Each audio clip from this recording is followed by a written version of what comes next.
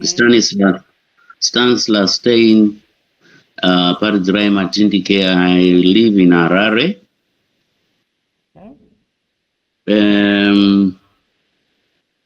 I am now more or less retired.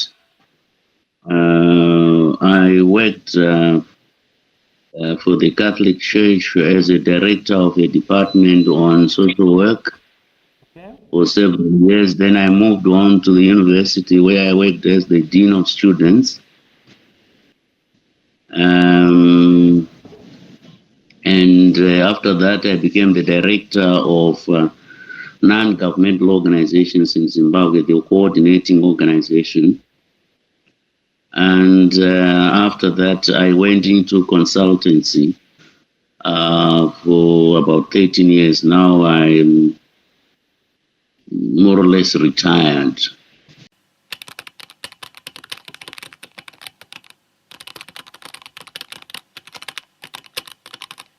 When I look at it from the point of view of how I was brought up, the basic question in my family or in my society was whenever you did anything, the basic question was, whose child is this? And that question meant a lot of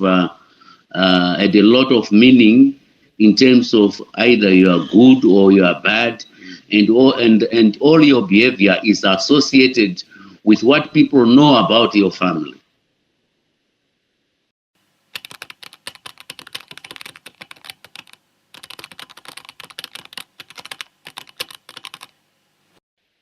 Well, you have got your parents; they've got their role. They are the relatives, brothers, sisters.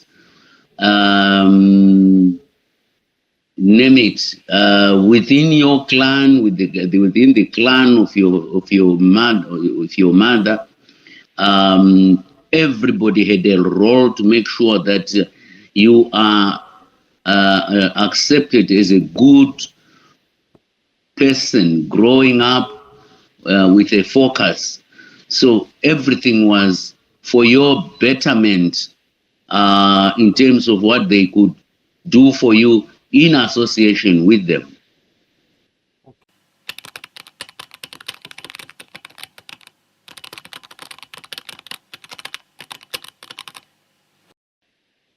Yeah, when in our society we say a person has Ubuntu or Uhunu, means that you behave according to what is understood as good behavior within the community.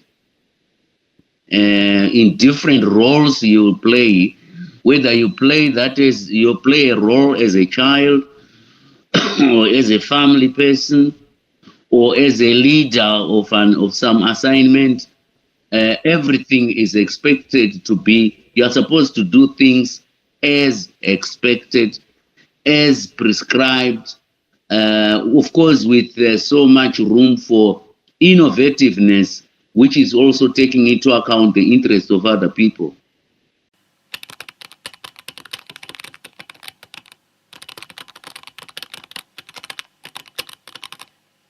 Obviously,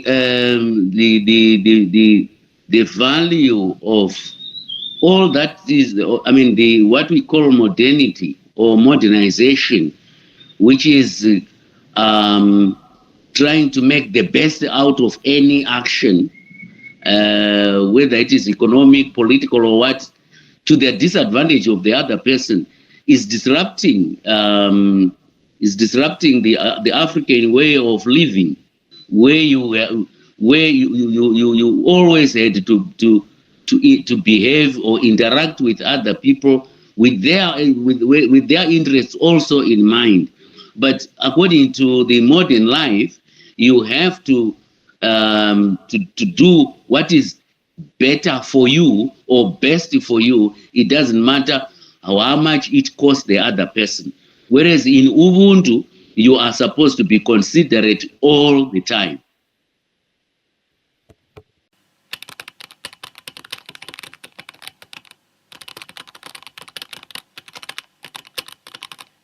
Yes. Yeah, you see, according to Ubuntu, Yes. or according to Ubuntu, old people um, were respected as the intellectuals of the society. It's not just the age, but the process they have gone through. They have learned so much about life to the extent that they always have something new for you, for the younger ones, because they've not gone through the same process. So the elders would be probably in the so-called modern society would have were respected as intellectuals, the knowledgeable people, people who could advise you, and normally because they were not earning a living that way, but they were earning respect for being able to advise accordingly with success. So they were. I agree with those two people.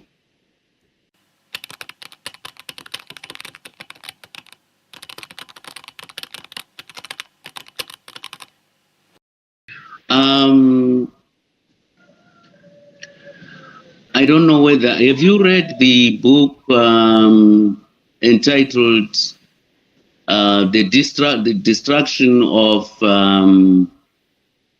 Black Civilization." In that book, the author is very clear that what is attributed to the Greeks in terms of philosophy was actually taken from Egypt of the black people. When the Greeks conquered Egypt, Black Egypt, or Kemet, they tried by all means to deface a number of achievements in that country to give the impression that it was done by Europeans. And even when they went back to Greece, they took over. I mean, I don't know whether you are aware that a number of so-called Greek philosophers were students of Black Egyptian philosophers. So they translated what they had learned from Egypt, they translated it into Greece.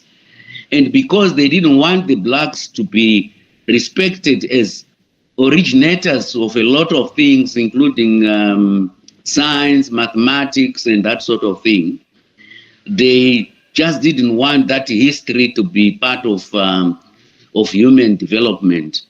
So I believe very strongly that we, the blacks, are the forefathers of what has now developed into modern civilization. Okay.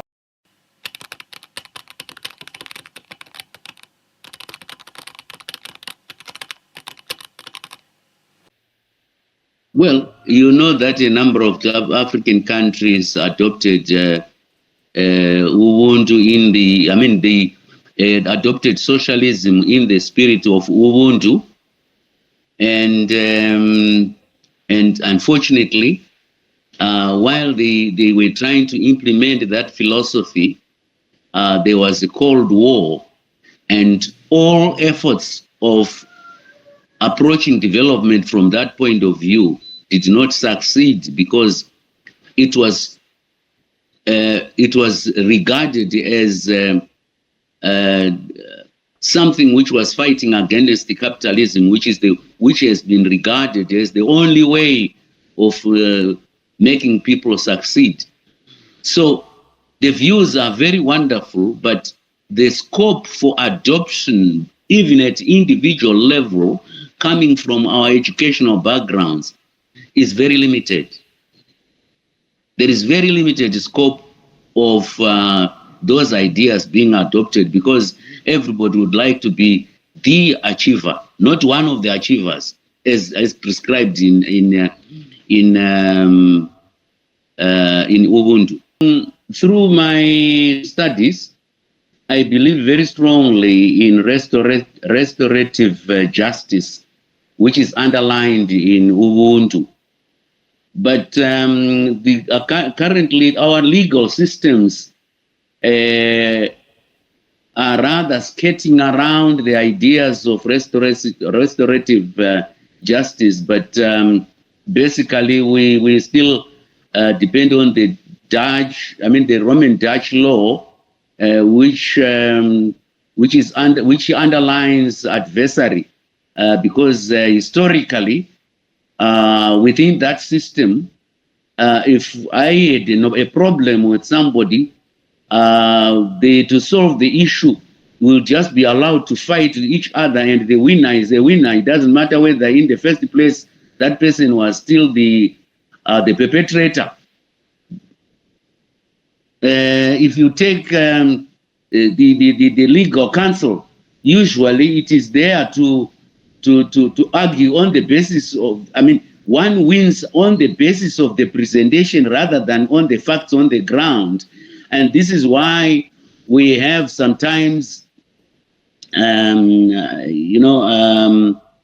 problems where things have been settled in courts, but in the village, the problem still remains, but it's underground, and people have a lot of discomfort, and they fight one another in a very terrible thing, but it cannot be officially acknowledged, especially if some people resort to spiritual powers.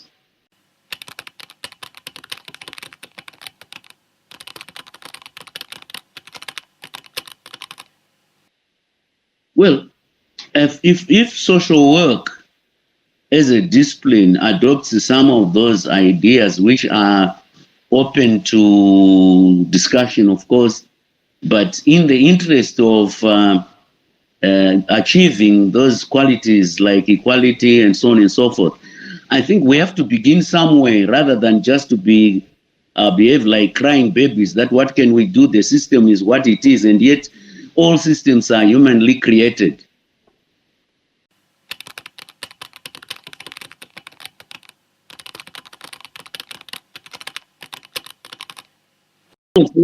First of all, I don't believe in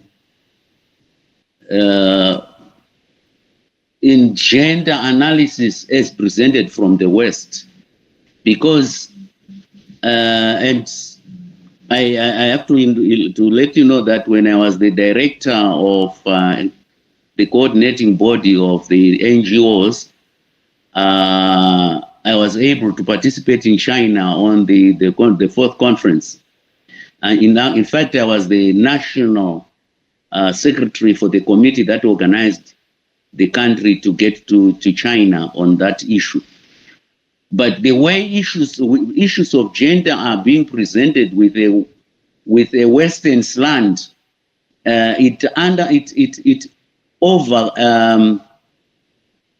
people fail to understand that in African societies, women were not necessarily oppressed, but it was we had our way of accommodating women without making too much noise about women being regarded as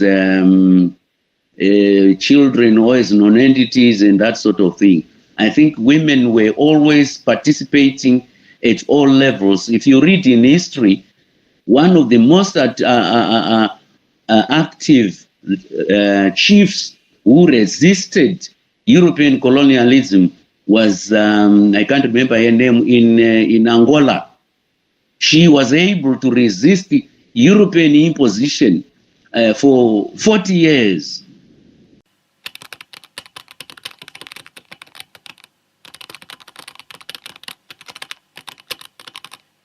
Well, land belongs to the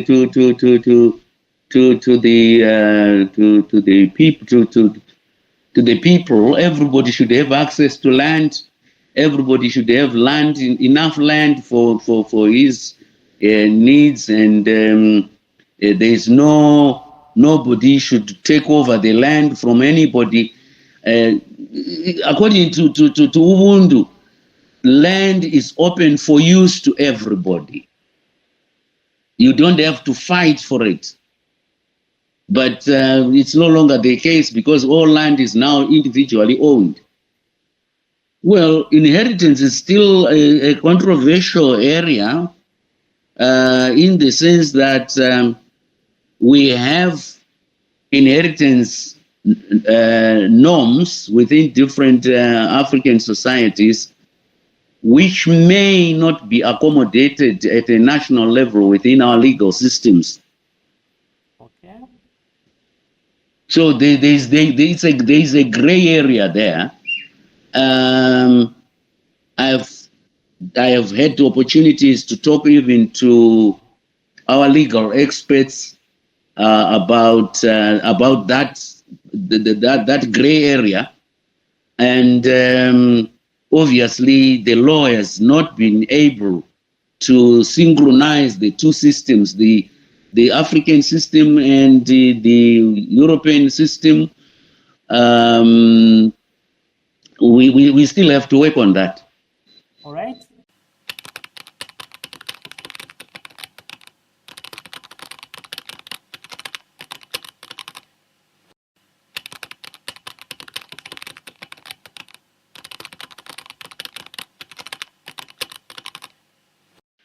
Well, it sounds very beautiful, but if you look at your the first objective, preparedness. You are preparing people for which environment? Because from our colonial education, you were being prepared for the British Commonwealth, although it was known that only a few people could afford to move out of their countries. And that trend is still there. When we are talking about drainage of brain drain, we are basically saying people are being prepared for other environments rather than their own countries. So, for which environment do we want to prepare people? Because if we know that the majority of our people are going to remain in our countries, then we must put emphasis on those things which will enable people to be ready to be in their countries, to function within their countries. So what has been stated is very good, but as I say, preparing the people for which environment. I often say to people, look, when I went to school in the 60s, I had to learn how Canada produces its wheat, because Canada was part of the Commonwealth. Now, but I never learned anything about how local products were being produced. So when those classmates of mine who never managed to get out of that system, get out of that environment, they remained in the environment without knowing what to do within their environment. Many are prepared for an environment which they will never experience, but they will remain hopeful that at some point I will reach that environment. And the current situation within our educational system is that everybody can actually go to the European, the Western countries, where you can do, even if you are an engineer, you can do a care work. And this is why social work is now it's quite popular in this country, because there's so much care work outside this country.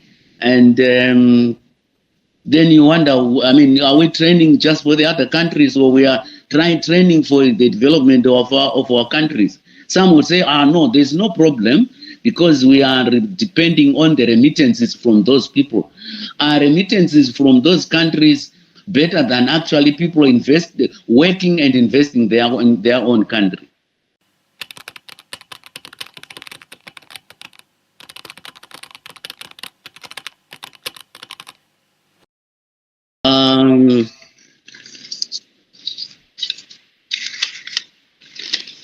I think we have to make sure that the people who participate in research are aware of what the research is all about, to the extent that they have the possibility of accepting the exercise or rejecting the exercise as they see it, because at the end of the day, the results should be they should be of benefit to them rather than just to the researchers.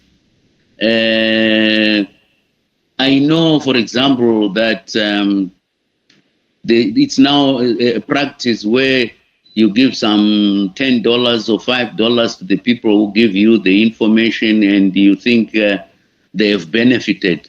I think, is that all which people can benefit? Because if their importance is respected in terms of monetary value, rather than what is the outcome of that research, which should actually influence what is happening in that community, we have to work on that.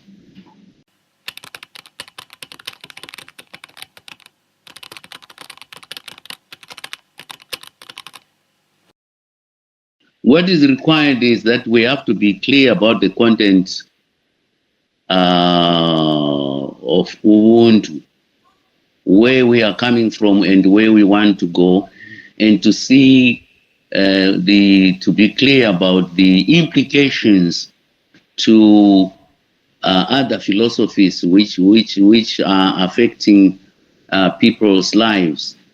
Unfortunately, we are still working on.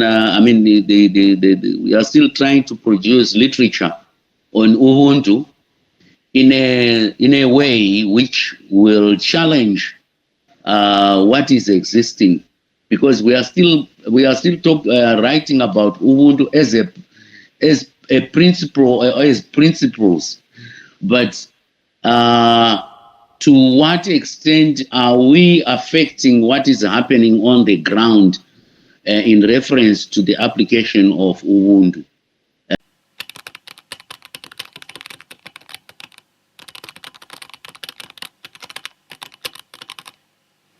Application of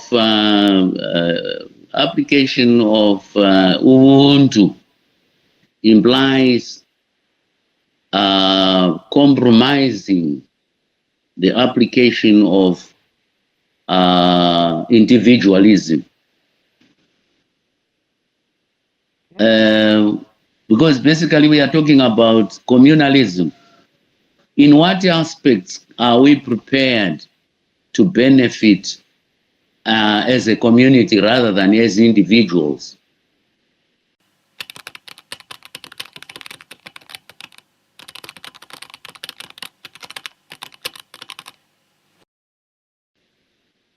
I have not, through literature, of course, come across definitions which have been produced at a national level, because this is a basic issue. Yes. Because if we want to accommodate the local idiom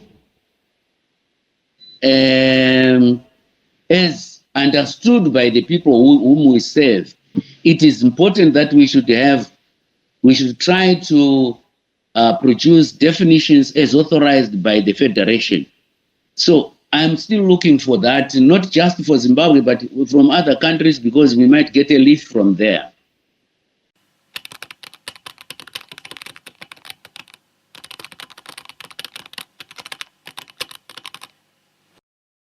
Well, they cannot they cannot coexist because if we talk of the per capita, right, per capita income, in where an individual has got billions and another person has $1, it's very difficult because the trend is that the more you have, according to the capitalist system, the better for the country because at least you can be proud of having so many billionaires who use their billions at will, not as needed in the country.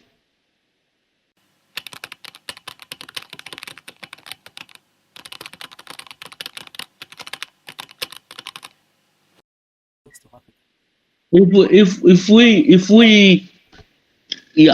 you look at Ubuntu, it is applicable in every society because we still have large gaps between the poor and the rich.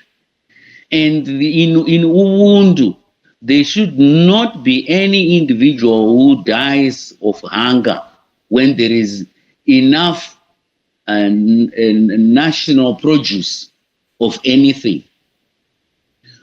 So Ubuntu is important that people should realize that the poor should not be at the mercy of the rich.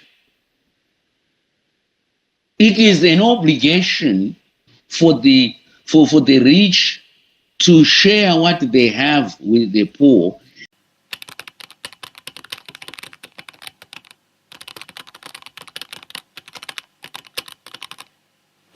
One value. The question of reciprocal benefit. I mean, benefiting in a reciprocal manner. Right? Yes. Reciprocity in international trade.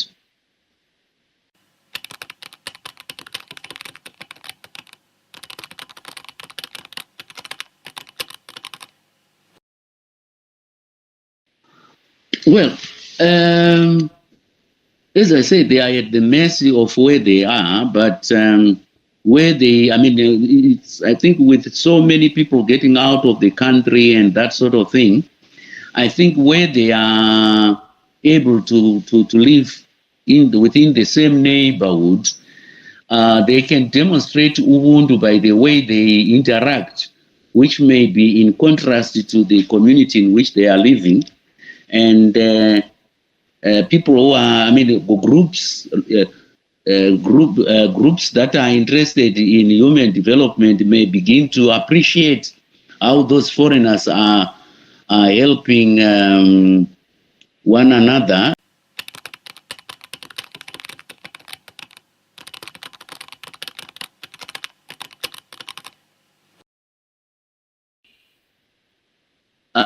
For my PhD research, I researched into a phenomenon which is called Ngozi.